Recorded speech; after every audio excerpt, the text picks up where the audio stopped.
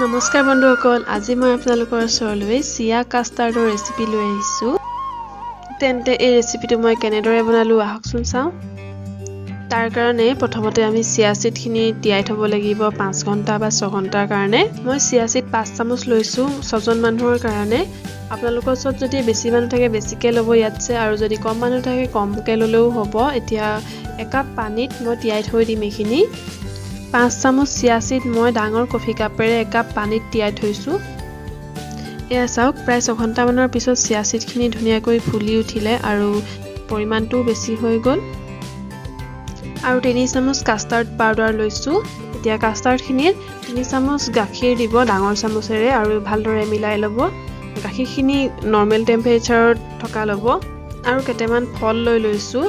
ফল নিদিলেও হয়, কিন্তু মই ফল দিলে ভাল পাওঁ খাই, সেইকাৰণে মই ফল দিছোঁ। আপোনালোকৰ ওচৰত যি ফল থাকে সেইটোৱে ল'ব। কাষ্টাৰ্ডৰ পাউডাৰখিনি গাখীৰখিনিৰ লগত ভালদৰে মিলাই ল'ব এনেদৰে।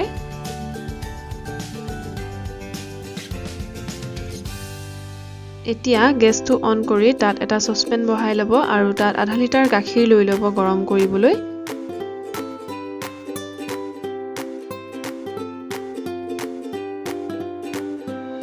এতিয়া আমি এই গাখীৰখিনি এটা উতল অহালৈকে উতলাম।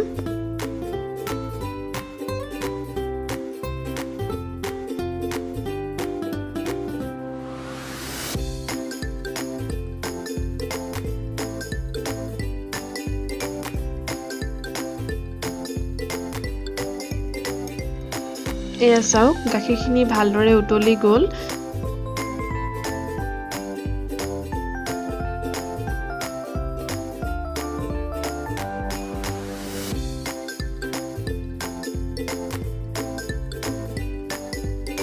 এতিয়া আমি ইয়াত আগতে গাখীৰৰ লগত গুলি থোৱা কাষ্টাৰ্ড পাউডাৰখিনি এড কৰি দিম।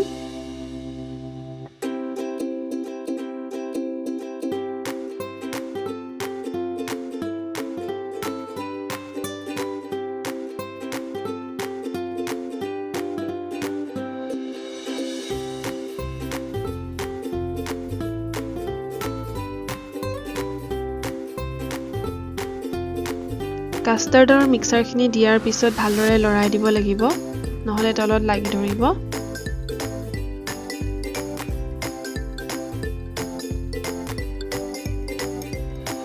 কাষ্টাৰ্ডখিনি মাজে মাজে এনেদৰে লৰাই থাকিব আৰু চচপেনটোৰ চাইডে চাইডে যিবোৰ এনেদৰে লাগি যায় সেইবোৰ হেতাৰে এৰুৱাই থাকিব, মিক্স কৰি দিব গাখীৰখিনিৰ লগত। কাষ্টাৰ্ডখিনি অলপ টাইম সিজোৱাৰ পিছত এতিয়া আমি ইয়াত চেনি এড কৰিম। চেনি মই 4 চামুচ এড কৰিছোঁ। আপোনালোকে যদি বেছিকৈ মিঠা খায় তেতিয়াহ'লে ইয়াতছে বেছি পৰিমাণৰ চেনি ল'ব পাৰিব। চেনিখিনি এড কৰাৰ পিছত কাষ্টাৰ্ডখিনিৰ লগত যাতে ভালদৰে মিলি যায় তাৰ কাৰণে এনেদৰে ভালকৈ মিলাই দিব। চেনিখিনি দিয়াৰ পিছত আৰু বেছি টাইম উতলাই থাকিব নালাগে। আমাৰ এই কাষ্টাৰ্ডখিনি ৰেডি হৈছেই আৰু চাওকচোন কিমান ডাঠ হৈ আহিছে।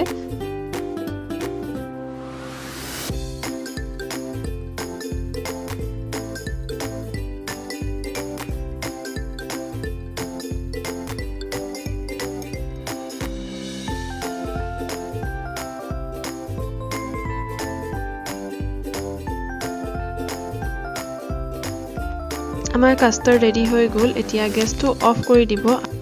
কাষ্টাৰ্ডখিনি এনেদৰেই ফ্ৰিজত 1 ঘণ্টাৰ বাবে ঠাণ্ডা হ'বলৈ থৈ দিব। এতিয়া প্ৰায় 1 ঘণ্টাৰ পিছত এনেকুৱা এটা ডাঙৰ বাতি লৈ লৈছোঁ আৰু তাত আগতেই তিয়াই থোৱা চিয়া সিডখিনি বাকি লৈছোঁ। আপোনালোকে চাই ল'ব, চিয়া সিডখিনিত যদি পানী বেছিকৈ দেখে তেতিয়াহ'লে আপোনালোকে অলপ চাকি ল'ব। এতিয়া আমি ইয়াত আগতেই ঠাণ্ডা হ'বলৈ থৈ দিয়া কাষ্টাৰ্ডখিনি এড কৰি দিম।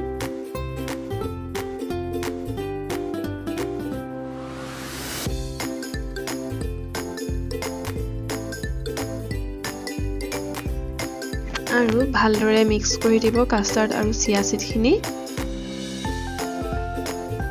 চিয়া সিড আৰু কাষ্টাৰ্ডখিনি একেলগে মিক্স কৰি দিয়াৰ পিছত গোটেইখিনি ক্ষীৰৰ লেখীয়া হৈ যায় আৰু খাবলৈও একেবাৰে ক্ষীৰৰ লেখীয়াই লাগে।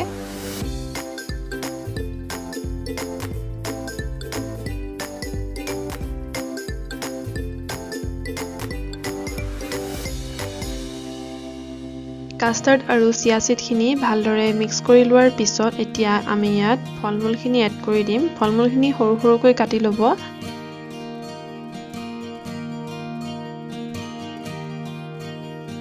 প্ৰথমতে মই কোলা আঙুৰখিনি এড কৰিলো আৰু এতিয়া মই ডালিমখিনি এড কৰিম আৰু ভালদৰে মিক্স কৰি ল'ম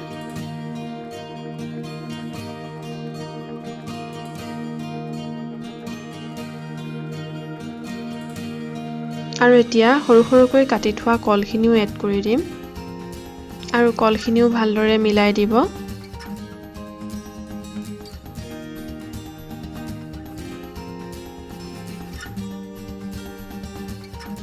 এখিনি চাওকচোন কিমান ডাঠ হৈ গ'ল আৰু কিমান সৰহ হৈ গ'ল নহয়নে আৰু দেখিবলৈও বহুত টেষ্টি লাগিছে খাবলৈও সিমানেই টেষ্টি হ'ব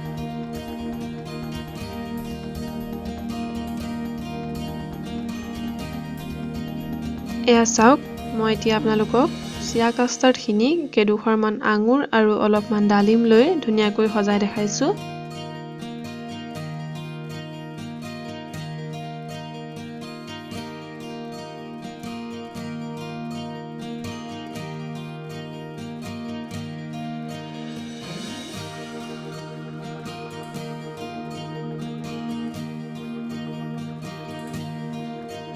এয়া চাওক আমাৰ চিয়া কাষ্টাৰ্ডখিনি ৰেডি হৈ গ'ল আৰু মই ধুনীয়াকৈ সজাইও দেখালো দেখিবলৈ কিমান ধুনীয়া হৈছিল নহয়নে বাৰু আৰু তেনেকৈয়ে খাবলৈও বহুত টেষ্টি হৈছিলে আপোনালোকেও এনেদৰে এবাৰ ঘৰত বনাই খাই চাব পাৰে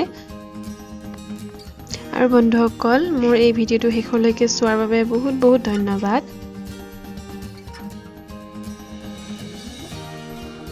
বন্ধুসকল যদি আপোনালোকে আজি মোৰ এই ভিডিঅ'টো চাই ভাল পালে তেন্তে মোৰ এই ভিডিঅ'টো লাইক আৰু শ্বেয়াৰ কৰিবলৈ নাপাহৰিব আৰু লগতে এনেকুৱাই ইজি আৰু টেষ্টি ৰেচিপি পাই থাকিবৰ বাবে মোৰ এই চেনেলটো সাবস্ক্ৰাইব কৰি দিব ধন্যবাদ